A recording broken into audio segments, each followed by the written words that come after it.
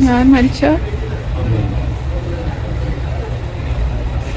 ഇവിടുത്തെ whole system ഇത്രയൊക്കെ ഒരു പെണ്ണ് കരഞ്ഞു പറഞ്ഞിട്ടും നിങ്ങൾക്കൊന്നും കേൾക്കാൻ പറ്റിയിട്ടില്ലെങ്കിൽ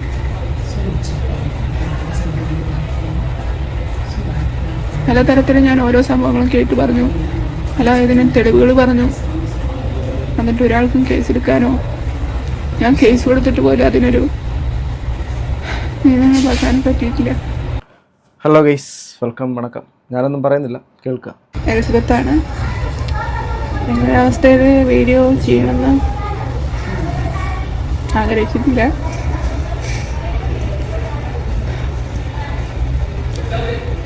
ആക്ച്വലി എനിക്ക് പല കാര്യങ്ങളും സഹിക്കാൻ പറ്റിയിട്ടുണ്ടായിരുന്നില്ല.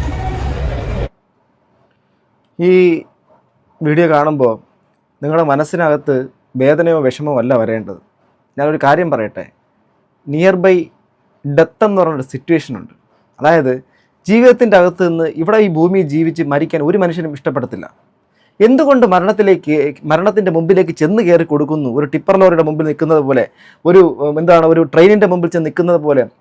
എന്ത് പറയാനാണ്? അങ്ങനെ സാഹചര്യത്തിൽ നിൽക്കണമെങ്കിൽ ആ മനുഷ്യൻ അനുഭവിക്കുന്ന വേദന അത്രമാത്രമാണ്. തൻ്റെ സംരക്ഷണമോ അല്ലെങ്കിൽ തനിക്ക് നീതിയോ ഒക്കെ നിഷേധിക്കപ്പെടുന്നു. തന്നെ കേൾക്കാൻ ആരും ഇല്ലാതാവുന്നു. താൻ പറയുന്ന ഒരു വിശ്വാസമില്ലാത്ത ലെവലിലേക്ക് മാറുന്നു.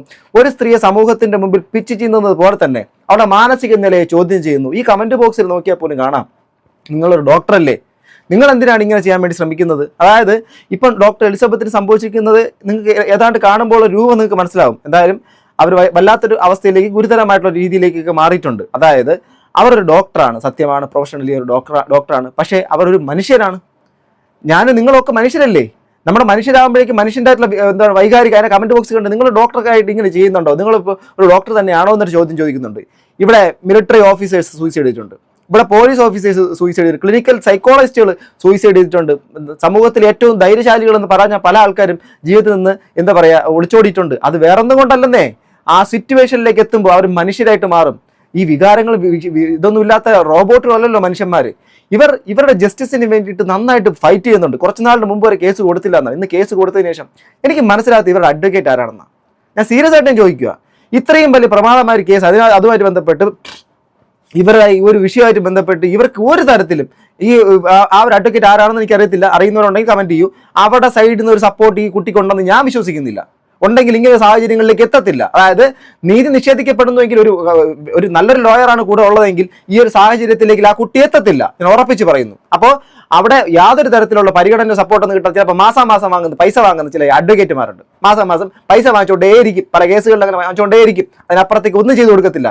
ഇവിടെ ആണെങ്കിൽ ഇവരുടെ കൂടെ ആരുണ്ട്? ഇപ്പം ഞാൻ യൂട്യൂബിൻ്റെ അകത്തിരുന്ന് ഇങ്ങനെ സംസാരിക്കുന്നു, വളവളവളാന്ന് ചില ആൾക്കാർ പറയും. ഞാൻ ഈ സംസാരിക്കുന്നതുകൊണ്ട് എന്ത് നീതി കിട്ടാനാണ്? പക്ഷേ എന്നെ കൊണ്ട് പറ്റുന്നത് മാത്രമാണ്. മനസ്സിലാവുന്നുണ്ട്? അപ്പം നിങ്ങളപ്പോൾ പല ആൾക്കാർക്ക് ചിലപ്പോൾ പറ്റുന്നവരുണ്ടാവാം. ഇങ്ങനെയുള്ള സാഹചര്യത്തിൽ ഒരു പെൺകുട്ടി എത്തി നിൽക്കുന്നു, അവളെ രക്ഷിക്കാൻ വേണ്ടിയിട്ട് അല്ലെങ്കിൽ നീതി നടപ്പിലാക്കാൻ വേണ്ടിയിട്ട് അവർക്ക് ഏതൊക്കെ വഴികളിലൂടെ അതിനുള്ള സഹായം ചെയ്തു കൊടുക്കാൻ ഞാൻ മുൻകാലത്തെ വീഡിയോകളിലടക്കം ഞാൻ പറയുന്നൊരു കാര്യമാണ്. അതിവൈകാരികമായി സംസാരിച്ച് പോകുന്ന നല്ല സുഹൃത്തുക്കളെ, നമ്മുടെ കഴിഞ്ഞ ദിവസം രാത്രി ഞാനിട്ട ഒരു വീഡിയോ, അമീന എന്ന് പറയുന്ന ഒരു പെൺകുട്ടി, കോട്ടയ്ക്കൽ ആ ഭാഗത്തോടെയുള്ളല്ലേ, ആ ഒരു കുട്ടിയുടെ ദുരൂഹ സാഹചര്യത്തിലുള്ളൊരു മരണം. അതിന് ആലോചിച്ച് നോക്കൂ.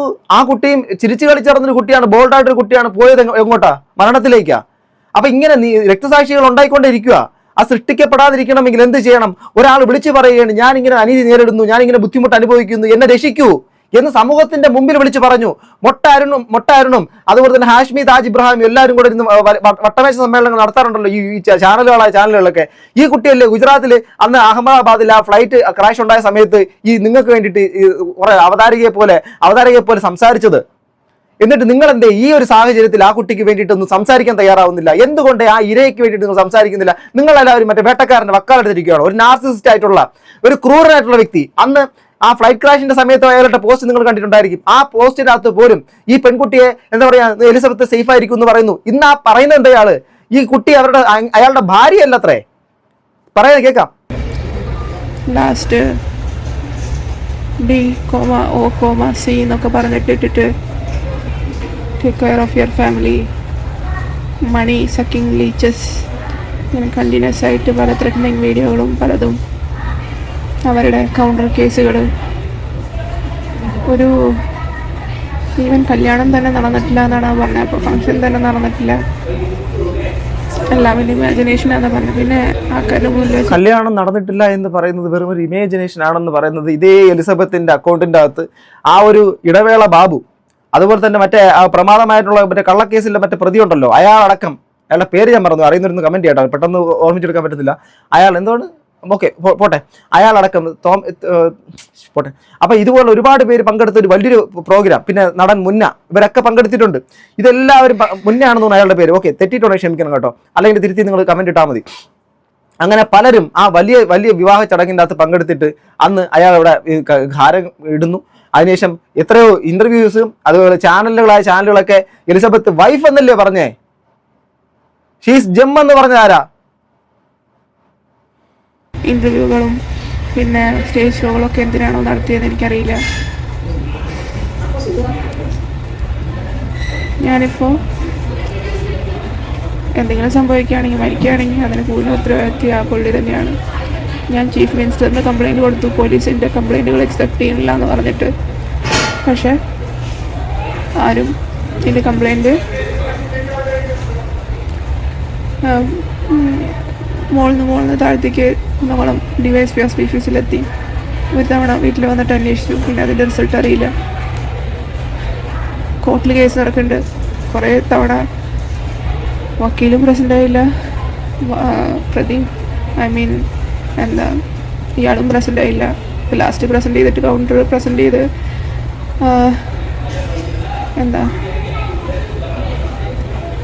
ആകെ ലോയർ മാത്രമേ പ്രസൻറ്റ് ചെയ്തത്, അതും കൗണ്ടർ നിങ്ങൾ വായിക്കേണ്ടതാണ്. അതിൽ എന്നത് പറയുന്നത് കേട്ടോ, എനിക്ക് എന്തെങ്കിലും സംഭവിച്ച അയാൾ മാത്രം ഉത്തരവാദികൾ. മലയാളികളെ നിങ്ങളെല്ലാവരും മറക്കരുത് ഈ ഒരു വിഷയം.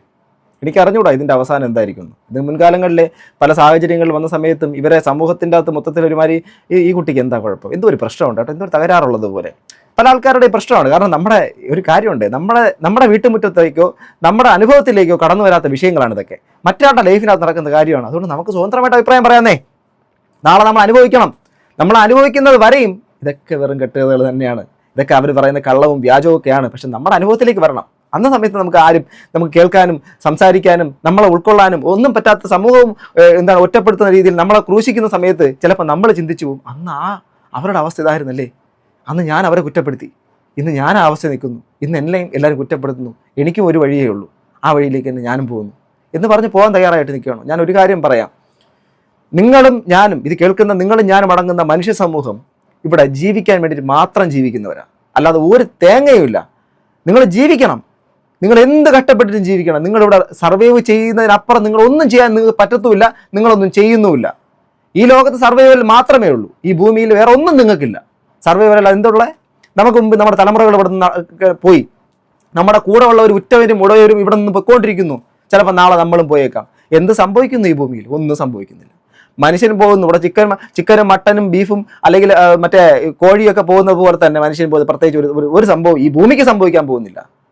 അതുകൊണ്ട് സർവൈവൽ മാത്രമാണ്. ഇവിടെ ജീവിക്കാൻ വന്നു, ജീവിക്കുക, അത്രയും കാലം ജീവിക്കുക, അതിനുശേഷം പോവും, സമയമാകുമ്പോൾ പോവും. അല്ലാതെ നമ്മളായിട്ടൊരു തീരുമാനമെടുത്ത് നമ്മുടെ ജീവിതത്തിന്റെ വളരെ വളരെ മാനസികമായിട്ടുള്ള ഇതിനെ നമ്മൾ വളരെയധികം ഉൾക്കൊണ്ടുകൊണ്ട് നിങ്ങൾ മരണത്തിലേക്ക് നടന്നു കയറരുത്. ആരും ജീവിക്കണം, പടപൊരുതുക തന്നെ വേണം.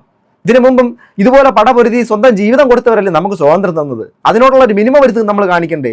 ചെറിയ ചെറിയ കാര്യങ്ങൾ, ഇതിപ്പോൾ വളരെ വലിയൊരു കാര്യം തന്നെയാണ്. എങ്കിലും എലിസബത്ത് കേൾക്കും, ഞാനൊരു കാര്യം പറയാം, ആസ് എ ബ്രദർ എന്നുള്ള രീതിയിൽ ഞാൻ പറയാം. നിങ്ങളുടെ കൂടെ ലക്ഷോപലക്ഷം മലയാളികൾ ഒന്നടങ്കം കൊണ്ട്, മലയാളികൾ മാത്രമല്ല നല്ലവരായ തമിഴ് മക്കളടക്കമുണ്ട്.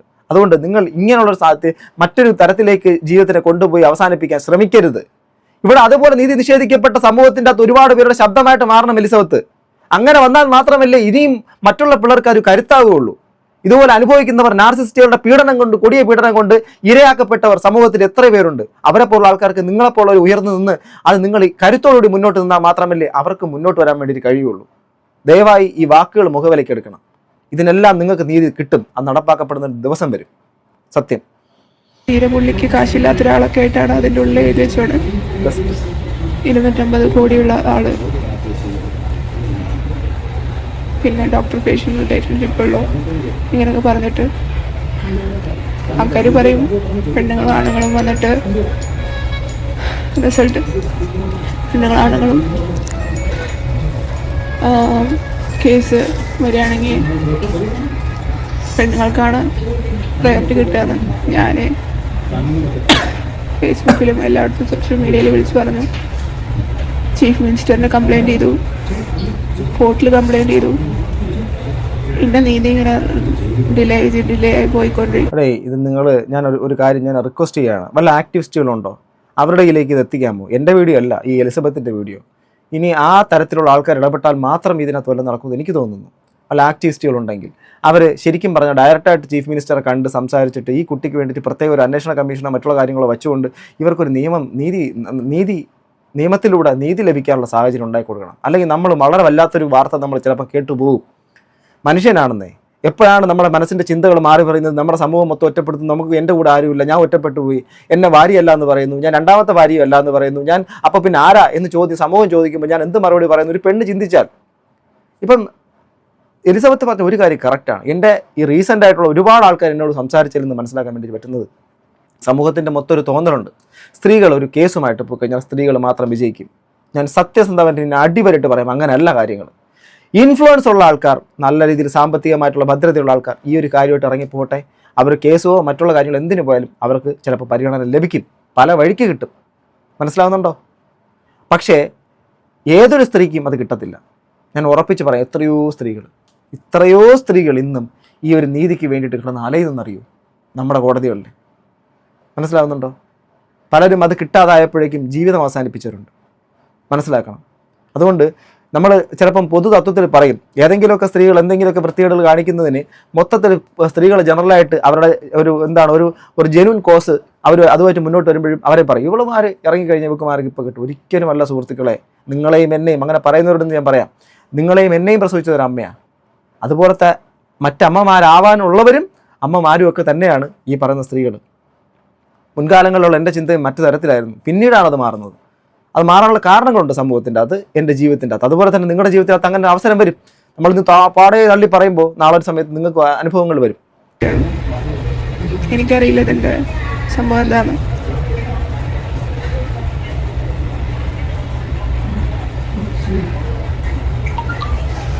ഹോസ്പിറ്റലാണ് കിടക്കണേ, ചെക്ക് ചെയ്യുന്നുണ്ടെങ്കിൽ എല്ലാവരും നോക്കാം.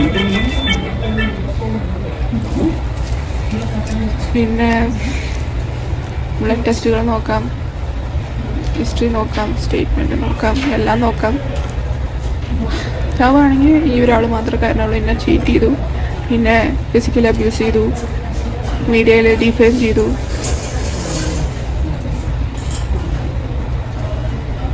അയാൾ മാത്രമല്ല, അയാളുടെ ഫാമിലി മൊത്തം. എങ്ങനെയെങ്കിലും ജസ്റ്റിസ് കിട്ടുകയാണെങ്കിൽ ജസ്റ്റിസ് കിട്ടിക്കോട്ടെ വെച്ചിട്ടാണ്. കാര്യം എപ്പോഴും പറയും പെണ്ണുങ്ങൾക്കാണ് ജസ്റ്റിസ് കിട്ടുകയെന്ന്. പക്ഷെ ജസ്റ്റിസ് കിട്ടണമെന്നൊക്കെ ഇപ്പോൾ തോന്നുന്നത് കാശ് ഉണ്ടോ, കാശില്ലേ, ആരാണ് വലുത് എന്നൊക്കെ നോക്കിയിട്ടാണ് ജസ്റ്റിസ് കിട്ടണമെന്ന് ഞാൻ വിചാരിക്കണേ. ഇത് പോസ്റ്റ് ചെയ്ത് എന്താവും എൻ്റെ അവസ്ഥ എന്നെനിക്കറിയില്ല, ഞാൻ ജീവിച്ചിരിക്കുമെന്ന് എനിക്കറിയില്ല.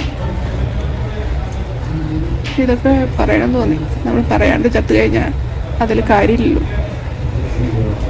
Everything has to be said before something happens.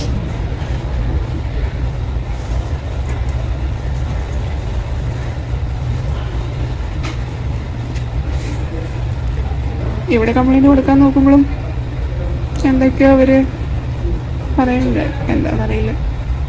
അവർ സീനിയേഴ്സിനോട് ചോദിച്ചിട്ട് എടുക്കാൻ പറ്റുള്ളൂ എന്നൊക്കെ പറയുന്നുണ്ട്. ജസ്റ്റിസ് കിട്ടാൻ ഇത്ര പാടാണോ എന്നൊക്കെ അറിയില്ല.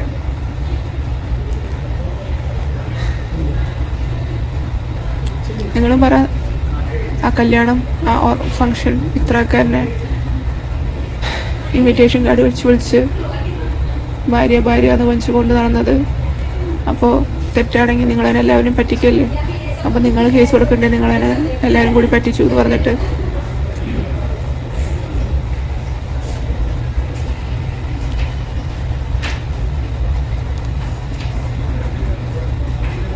എന്താണെന്ന് അറിയില്ല.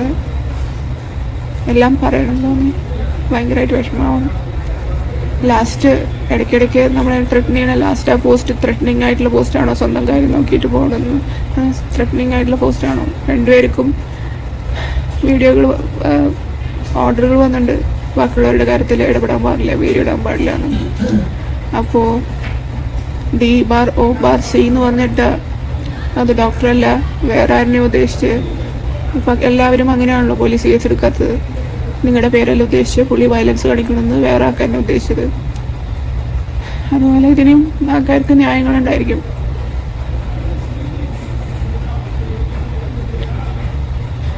ഇതൊരവസ്ഥയാണ് ഇത്. പരിതപിക്കാം, ഇങ്ങനെ കണ്ടുകൊണ്ടും കേട്ടുകൊണ്ടൊക്കെ സംസാരിക്കാം. ഇതൊന്നും ഒരു തരത്തിലും ഒന്നും ആവത്തില്ലെന്ന് എനിക്ക് നന്നായിട്ടറിയാം. ഇതെല്ലാം കാണുന്നത് ഇതൊരു സത്യമാണോ മിഥ്യയാണോ എന്ന് പോലും തോന്നിപ്പോകുന്നൊരു കാര്യമാണ്. നമ്മുടെ കേരളത്തിനകത്ത് മൊത്തം അറിഞ്ഞൊരു കേസാണ്. കേരളം മൊത്തം അറിയുന്ന രീതിയിൽ അത് വിളിച്ചു പറഞ്ഞൊരു സ്ത്രീയാണ്. എല്ലാവരും കൈയടിച്ചു. നല്ല കാര്യം. മറ്റുള്ള കുട്ടികൾക്ക് ഇനിയൊരു പ്രശ്നം ഉണ്ടായാലും പ്രചോദനമാണെന്ന് എല്ലാവരും. പിന്നെ പതിയെ അത് മാറി. പിന്നെ ഇവർ ശല്യമായി. പിന്നെ ഇത് എന്തിനാണ് ഇങ്ങനെ വീഡിയോ ഇട്ടുകൊണ്ടിരിക്കുന്നത്, കേസ് കൊടുത്തുകൂടെ എന്നൊക്കെ ചോദ്യമായി. നമ്മുടെ മനോഭാവമാണ്, പൊതുമനോഭാവം. ഇതൊന്നും മാറാത്ത കുറേ അധികം നല്ല മനുഷ്യരുണ്ട്. പക്ഷേ എങ്കിലും ഇന്നും ഇതെല്ലാം ഒരു സംശയ നേരിൽ കാണുന്നവരുണ്ട്. അതാ പറഞ്ഞേ, വേണമെങ്കിൽ ചെക്ക് ചെയ്യാം, ഞാൻ ഹോസ്പിറ്റലിലാണ്, എന്തുവേണോ ചെക്ക് ചെയ്യാം, എല്ലാം കാണിച്ചു തരേണ്ടിയൊരു അവസ്ഥ നമുക്ക്. പണ്ട് മറ്റേ രാമായണത്തിൽ വായിച്ചിട്ടില്ലേ, സീതയുടെ പാതിവൃത്യം അല്ലെങ്കിൽ ചാരിത്രം ഇതെല്ലാം തെളിയിക്കണമെന്നുള്ള രീതിയിലേക്ക് വരുന്നതും ഭൂമിദേവി കൊണ്ടുപോകുന്നതും അഗ്നിശുദ്ധി വരുത്തണമെന്ന് പറയുന്ന പോലെ സമൂഹത്തിന് എല്ലാം ഒരു സംശയമാണ്. ചിലർ നെഞ്ച് തുറന്ന് നെഞ്ച് പൊട്ടി കണ്ണുനീര് ഒലിച്ചു പറഞ്ഞാലും വിശ്വസിക്കത്തില്ല. ഞാൻ ഇത്രയ്ക്കും പ്രതീക്ഷിച്ചില്ല ഇങ്ങനെയൊക്കെ നടക്കുമ്പോഴും. ആൾക്കാർക്ക് എന്താ കാശ് മതിയല്ലോ.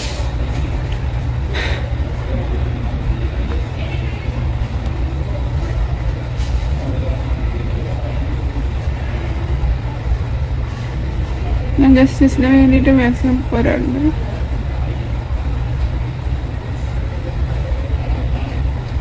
അറിയില്ല ഇതോടെ കൂടെ എല്ലാം നിൽക്കുമെന്ന് അറിയില്ല. എനിക്കും വയ്യ എല്ലാ തവണയും വക്കീലിൻ്റെ കേസ് കൊടുത്തിട്ട് കാശ് കൊടുത്തിട്ട് ഓരോ തവണയും മാസത്തിൽ 2 തവണ സെഷന് വേണ്ടിയിട്ട് കാശ് കൊടുത്ത് പ്രസൻറ്റ് ചെയ്ത് ഇപ്പോൾ കേസ് കൊടുത്തത് അബുദായി പോലെയൊക്കെ തോന്നുന്നു. ആലോചിച്ച് പഠിക്കുന്നവരാ. അഡ്വക്കേറ്റിന് ഞാൻ മനസ്സിലാക്കിയിടത്തോളം ഈ അഡ്വക്കേറ്റും ശരിക്കും പറഞ്ഞാൽ അവരെ ഹെൽപ്പ് ചെയ്യുന്നവരാണോ എന്ന് എനിക്ക് മനസ്സിലാവുന്നില്ല. ഹെൽപ്ലെസ് ആയിട്ടുള്ള ഒരാളെ എങ്ങനെയെങ്കിലും ഒന്ന് താങ്ങി നിർത്താൻ, പക്ഷെ അവരുടെ പ്രൊഫഷൻ ആയിരിക്കാം എന്ന് കരുതിയിട്ട് മനുഷ്യത്വം എന്നുള്ള സാധനം അവിടെയും നിലനിൽക്കത്തില്ലേ? എനിക്കറിയില്ല.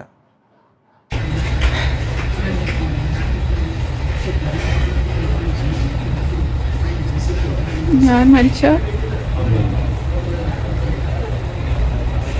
ഇവിടുത്തെ ഹോൾ സിസ്റ്റം ഇത്രയൊക്കെ ഒരു പെണ്ണ് കരഞ്ഞു പറഞ്ഞിട്ടും നിങ്ങൾക്കൊന്നും കേൾക്കാൻ പറ്റിയിട്ടില്ലെങ്കിൽ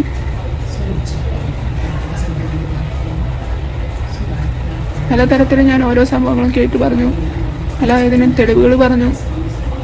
എന്നിട്ട് ഒരാൾക്കും കേസെടുക്കാനോ ഞാൻ കേസ് കൊടുത്തിട്ട് പോലും അതിനൊരു നീതി പറയാൻ പറ്റിയിട്ടില്ല.